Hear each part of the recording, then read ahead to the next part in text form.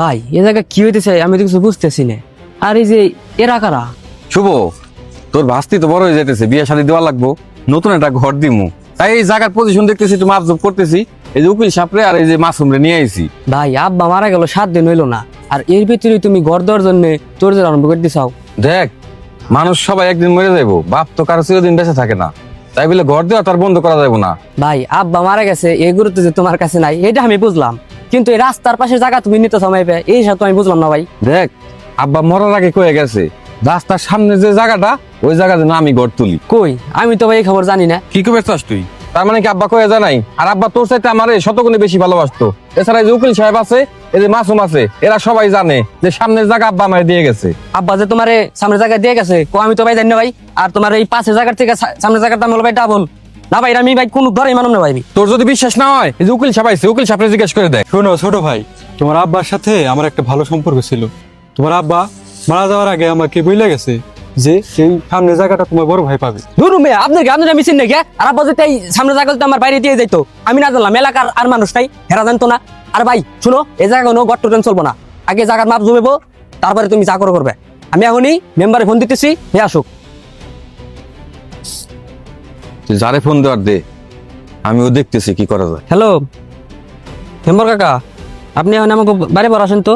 ঠিক আছে। আসসালামু আলাইকুম কাকা, ভালো আছেন? আসেন আসেন।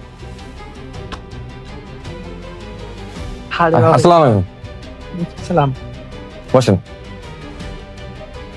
কি রে বাইস্তেরা, 7 দিন হয়ে গেল না তোকে বাপ মরছে, এখনই বাইতে বাইতে সমস্যা। মেম্বার সাহেব, আপনি তো আমার সাথে আসেন, আমি আপনার খুইলা কইতেছি কি যে কি সমস্যা হয়েছে, আসেন আমার সাথে।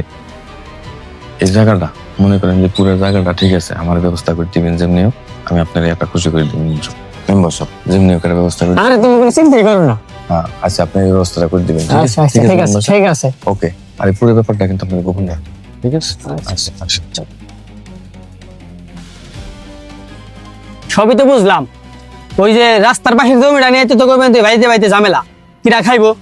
তাইলে এখন আমার কথাটা শুন, তোর বাপে যেদিন মারা গেল তার আগের দিন রাত্রে আমার কাছে গেছিল, বললো বড় পোলারে সামনের জায়গাটা দেবো আর ছোট পোলারে পিছের জায়গাটা দেবো, দলিল করে দিতে চাইছিল, কিন্তু বিচারাটা তারপর দিনে মারা গেল। কাকা আব্বা যে এই পদের কথা কয়ে যাবো আমার যে বিশ্বাস হয় না। আরে বাইস্তে, তোর কি আমি মিথ্যা কথা কমু? তুই ক, এটা কি আমার মিথ্যা কথা কোনো লাভ আছে? কিন্তু কাকা কাকা, এর মধ্যে কিন্তু কোনো কিন্তু মিন্তু নাই, আমি কিন্তু কোনো কিন্তু মিন্তু বুঝি নাই। আব্বা কয়ে গেছে সামনের জায়গা আমি খামু, মানে আমি খামু। আপনার কাছে কয়ে গেছে, আপনি সাক্ষী আছেন, উকিল সব কাগজপত্র দেন, আমি সব কাগজপত্র নিয়ে আইছি, আপনি সবকিছু বন্টন করে দিবেন। আপনি থাকলে আর কোনো ঝামেলা হবো না। এই নেন কাকা।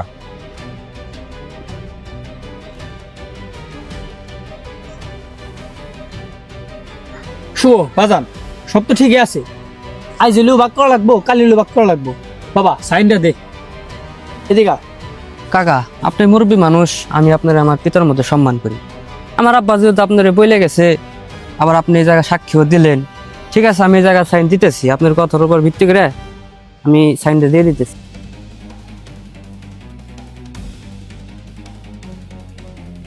আচ্ছা বাবারা, তাহলে ওই কথা রইলো। আর শুভ বাবা, তোর মন খারাপ করে না বাবা, তোর বাপে যা বলে গেছে সেভাবে হয়েছে, তাহলে মাসি। কাকা, আমি আপনার আগে দিয়ে আসি।